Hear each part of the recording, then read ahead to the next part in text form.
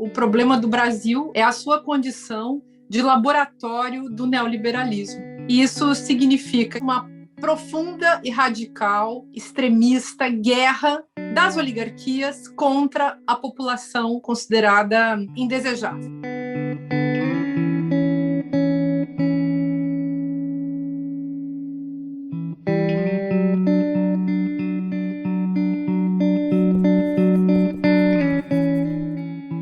Nos últimos tempos, o Brasil foi vítima de um processo daquilo que eu chamo de fascismo de mercado.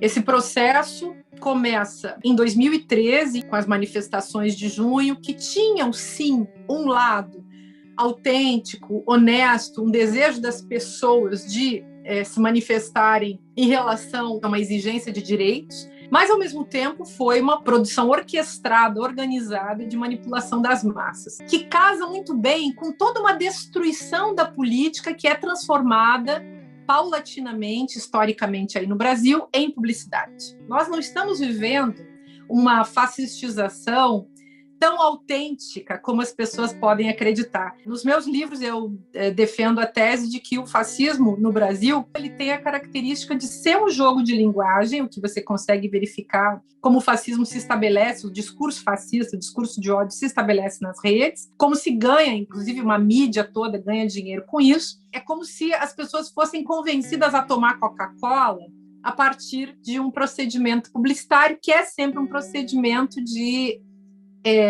ataque direto, de incitação, que se dá pela linguagem, seja verbal, seja imagética, mas toda a manipulação da percepção das pessoas. É isso, a meu ver, que está em jogo.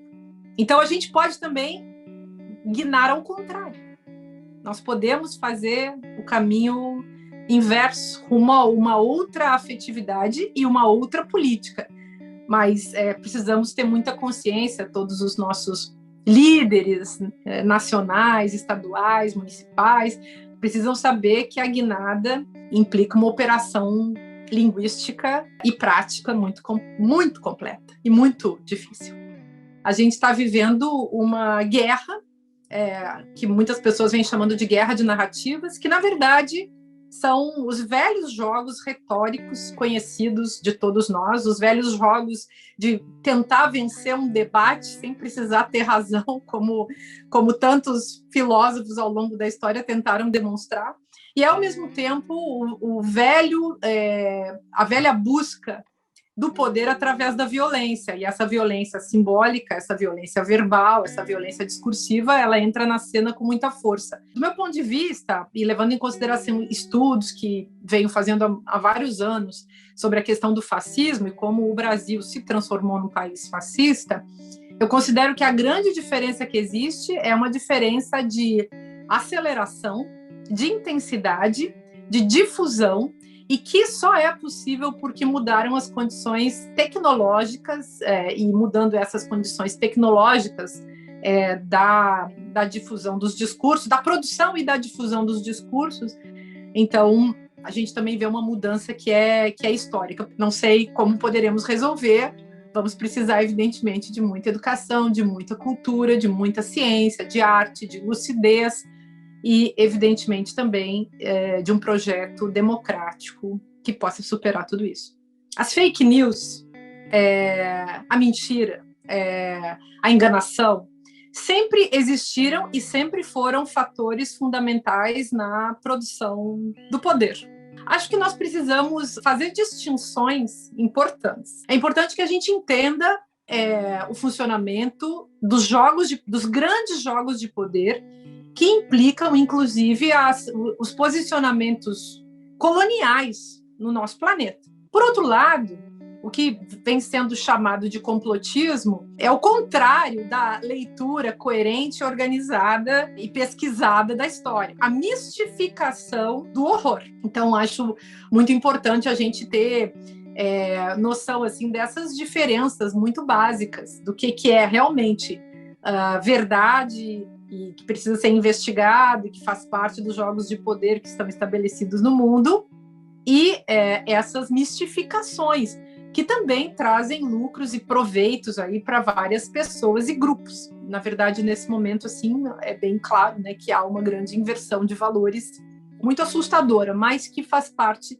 dos jogos de poder e que nós temos que ter sabedoria para superar. E, a meu ver, essa sabedoria está também em não perdermos o prumo. A gente precisa continuar a nossa investigação, insistindo no esclarecimento, insistindo na desmistificação, na reflexão, na responsabilidade intelectual e política, na responsabilidade que é uma categoria ética, inclusive. Então, precisamos muito disso, mais ainda nesse momento.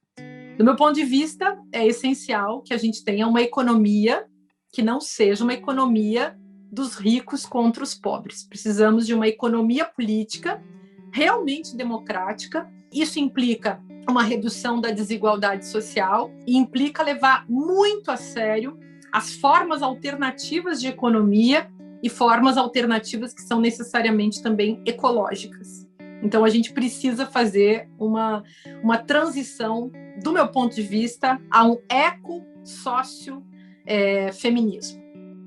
O grande problema dessa história recente é que nós não fomos capazes, como sociedade, como Estado, como nação, inclusive como intelectuais, como educadores, professores, nós não fomos ainda suficientemente capazes de analisar a questão da ditadura militar, que faz parte de tudo isso. Então, é preciso analisar a ditadura militar e ver justamente os efeitos que ela continua produzindo nas nossas vidas. Se a gente quiser entender, por exemplo, o que está acontecendo em Brasília hoje, como o milicianato religioso, inclusive, chegou ao poder e tomou o campo da decisão absoluta no Brasil, a gente precisa começar a analisar milícias, história do militarismo no Rio de Janeiro, a gente precisa analisar a Baixada Fluminense e todo aquele jogo de poder que se estabelece ali entre milicianos, traficantes, religiosos, para entender também de onde vem o Bolsonaro. Em passando a pandemia, se esse governo continuar no poder, o rumo do Brasil é uma guerra civil de extermínio. E eu sempre cito também o que aconteceu em Ruanda, ali nos anos 90, que é algo inacreditável, mas eu acredito que o Brasil pode se encaminhar para uma coisa daquele tipo. Não considero que isso seja um exagero da minha parte ao levantar esse exemplo.